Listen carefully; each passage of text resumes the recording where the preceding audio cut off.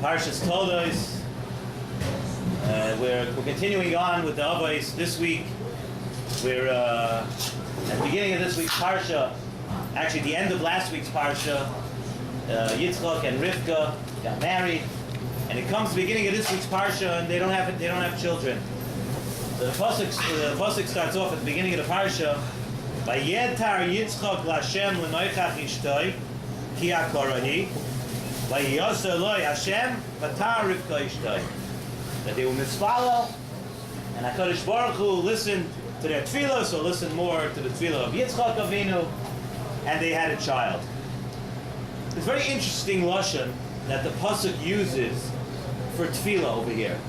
The pasuk uses a lashon of vayetar, which is a lashon that we really don't see very often. I was actually thinking on the way here, I was wondering if the lashon that we say in Slichas, at the end of, in Slichas, on the first night of Slichas, most people are still awake, even though it's 1:30 in the morning, but we say it b'moitzaya menucha. I think the last stanza begins, Ritzei Asirasa.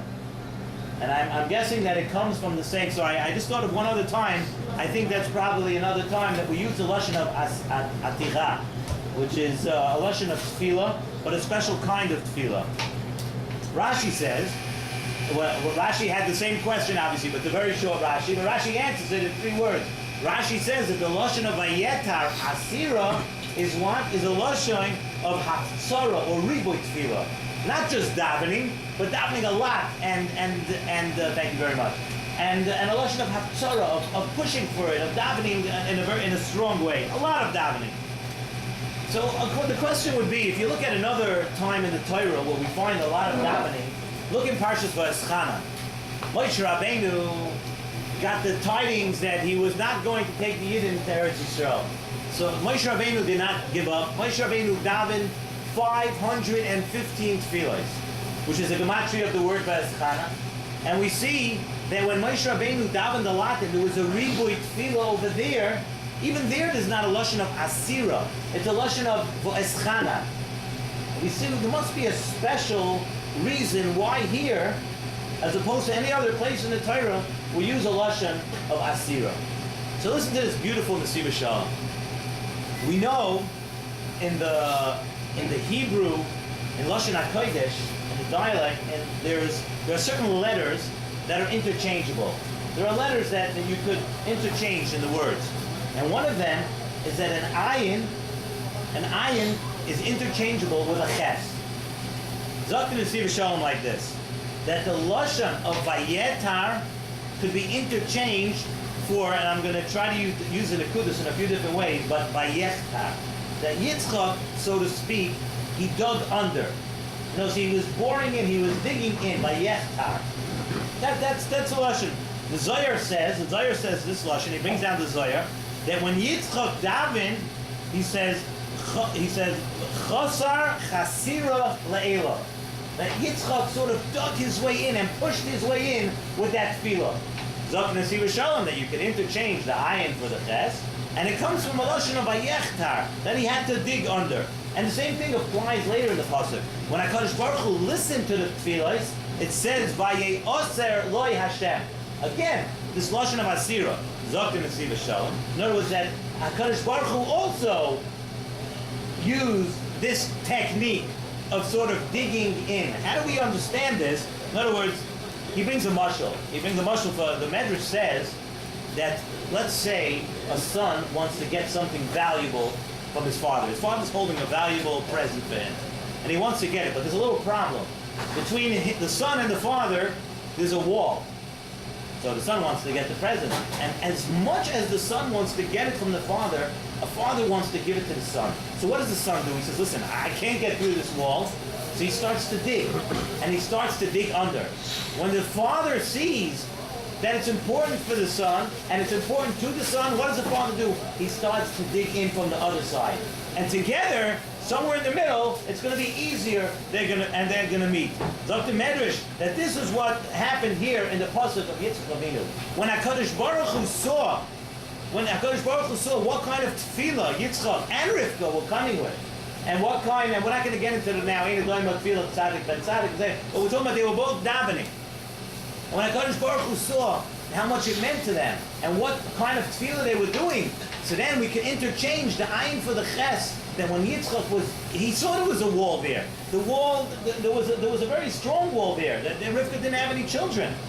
But once he started going, HaKadosh Baruch Hu started coming back toward him. And that's a lesson in tefillah. That's something for all of us to know.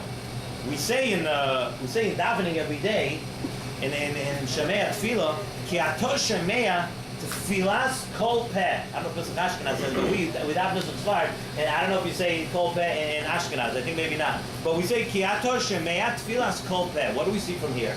We see from here that every single tefillah, no tefillah, we know many times where we know that sometimes a person is misfollowed for a chayla doesn't get better. We know that no tefillah goes to waste. Tefillah never goes to waste. And tzaddikim, we know that many of in the Hasidic Sfarim it's written that even a sigh that a yid gives, if something bothers him, if a yid gives a krech, he gives a sigh, even that doesn't go to waste. Every tefillah does something, and every tefillah means something. However, what's the problem sometimes? Sometimes there are walls between. We want to be mispaled like HaKadosh Baruch Hu for things, and there are walls between. What are some of the walls?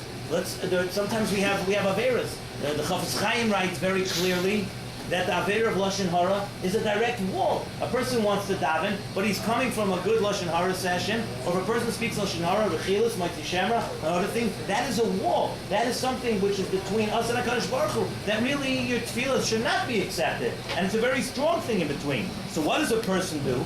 What does a person do? Dr. Nasiv Shalom, what a person does is that you always have this eitzah of machteres, where you could go under. If you take a look, let's look at the pasuk. The pasuk says, "Vayetar," that Yitzchak, that they davened. Why? Ki akarahi, because she was an akara. Why does the pasuk have to tell us that she was an akara? We know that they didn't have any children up until now. Why does the pasuk say ki akara? It's telling us that al pi derech hateva she cannot have any children. It's teaching us a lesson that al pi derech hateva the tefillah should not have been answered. There was no eitzah for Rivka. She wasn't going to have any children, but still. It tells us ki akari, but still they daven. Then by Yosselai, HaKadosh Baruch Hu, even though they weren't supposed to happen, they were able to dig under. They were able to find a way and do it in a strong way and keep on being mispalo. They should have a child, and then we see that HaKadosh Baruch Hu listened to them. We're all familiar. Many of you are familiar with the Mice and Gemara and Taina stuff. Yud Testament Aleph says the story of Choni Amago. And we know Chani Amago, famous story, that there was no rain in Eretz Yisrael.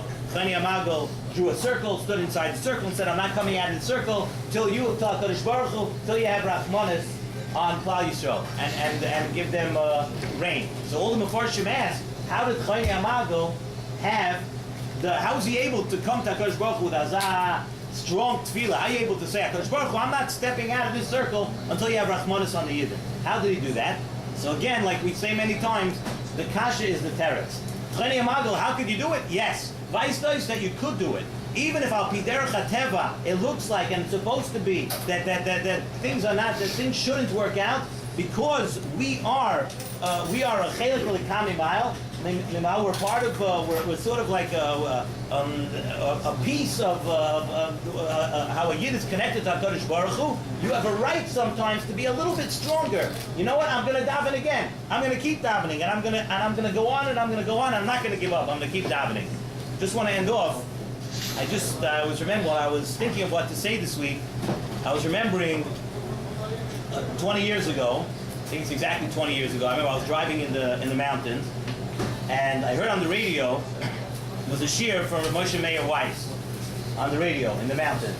And I don't know, for some reason, this always stuck in my head. And he was talking about, it was on Parshas Toldos, it was Shabbos Nachamu, and he asked the following question. And he said it in his own very special way, the way Rabbi Weiss says it. He says, listen, Moshe Rabbeinu went and he davened 515 tefillas that he should go into Eretz Yisrael. So Rabbi Weiss asked, I mean, come on, aren't you isn't he nagging at HaKadosh Baruch Hu already once, twice, 100, 200? Like Kaviyachal, HaKadosh Baruch Hu could have said, 400, 500 times, you're asking me the same thing, that you should be able to go into Eretz Yisrael. It's a little bit, maybe it's a little bit excessive, a little bit too much. So Rabbi Weiss says, it's teaching you a very important lesson. We say every day in davening, again, also those who daven us Sfard say it. Those who daven us Ashkenaz, it's especially, we say at the end of L'David Hashem Hoiri, we say it at the end of the thing, Kaveil Hashem, Chazak v'yamet zlibecha. And what's the end of the pasuk? V'kaveil Hashem. It's telling you what to do. And Moshe Rabbeinu was doing just this. We're asking HaKadosh Baruch Hu, Chazak v'yamet zlibecha, strengthen again. And HaKadosh Baruch Hu says, no, v'kaveil Hashem. I'm going to come back, I'm going to ask again. And he said that is a lesson for us to learn in tefillah always. Not always is an answer, it's not instantaneous. It's not automatic. A person says a tefillah, he's answered. If you're not answered, or if you don't get the answer that you want, you have a right and actually a duty to go ahead to Kaveil Hashem, to ask HaKadosh Baruch Hu again, and to go with a strong type of tefillah and try to dig under the wall. And that's the lesson we learned from Yitzchak Avinu. That's what Yitzchak Avinu did this week. They had a problem. Al pi derech hateva, the problem was not going to be solved.